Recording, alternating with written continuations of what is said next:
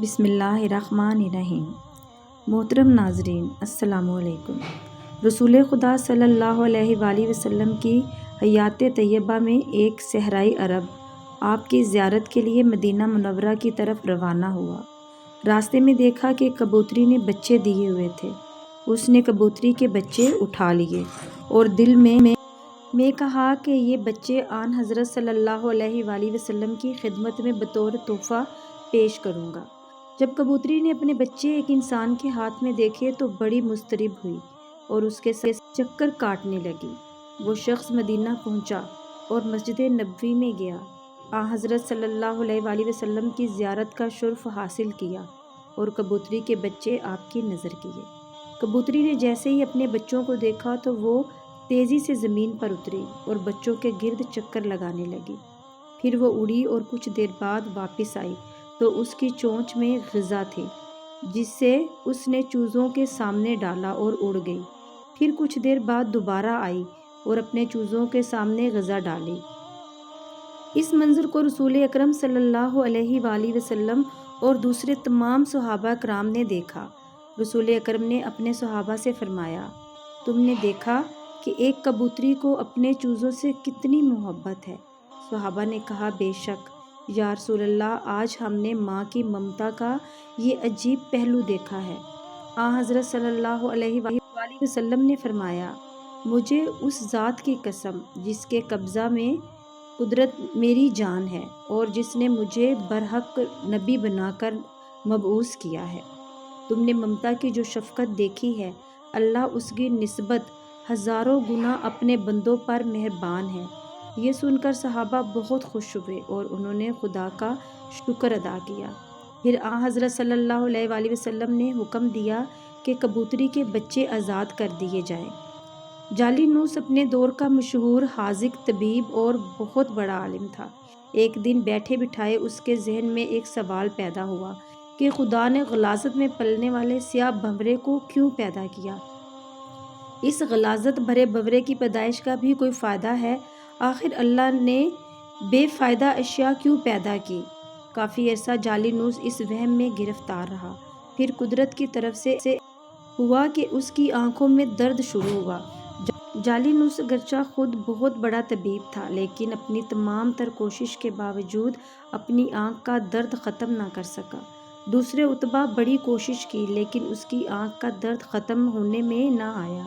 ایک دن ایک بڑھیا جالینوس کے پاس آئی اور اسے کہا کہ میرے پاس ایک پڑیا موجود ہے جو کہ آنکھوں کے لیے بڑی مفید ہے، خاص طور پر درد چشم کے لیے اکسیر ہے۔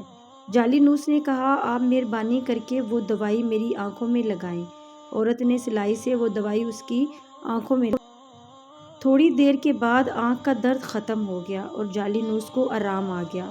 اس کے بعد جالینوس نے اس بڑھیا کو بلایا اور اس سے پوچھا کہ تم نے یہ لاجواب دوائی کس چیز سے بنائی ہے؟ عورت نے کہا، گوبر میں پائے جانے والے سیاہ بھنورے کو میں نے پکڑ کر مارا، پھر اسے دھوپ میں خشک کیا، اس کے بعد میں نے اسے کوٹا اور یہ وہی دوائی ہے جو میں نے آپ کی آنکھوں میں لگائی ہے۔ جب جالینوس نے یہ جواب سنا تو حیران رہ گیا اور اسے معلوم ہو گیا کہ خدا نے کوئی چیز بیکار اور بے فائدہ پیدا نہیں کی۔ مشہور متکلم علی بن میثم بغداد کے رہائشی تھے۔ ان کے زمانے میں مامون کی حکومت تھی۔ اس وقت حسن بن سہل مامون کا اہم ترین وزیر تھا جو کچھ الحاد کی طرف مائل تھا۔ ایک دن ایک زندیق اس کے پہلو میں بیٹھ کر شیخیاں بگاڑ رہا تھا اور بہت سے افراد اس کی باتوں کو دلچسپی سے سن رہے تھے۔ وہ بدبخت یہ ثابت کرنے میں مصروف تھا کہ پوری کائنات از خود پیدا ہوئی ہے، اس کا کوئی خالق، کوئی مدبر نہیں ہے۔ ابھی وہ اپنی یاوہ گوئیوں میں مصروف تھا کہ اتفاق سے علی بن میثم بھی وزیر کے دربار میں تشریف لائے۔ انہوں نے زندیق کی باتیں سنی تو انہیں سخت صدمہ ہوا۔ انہوں نے وزیر حسن بن سہل کو مخاطب کر کے کہا، جناب، اس کی باتیں بعد میں سن لینا، پہلے میری بات سنیں۔ آج میں نے اپنی زندگی کا عجیب ترین حادثہ دیکھا ہے اور میں وہ آپ کو سنانا چاہتا ہوں۔ ان کی اس آواز پر خاموشی چھا گئی۔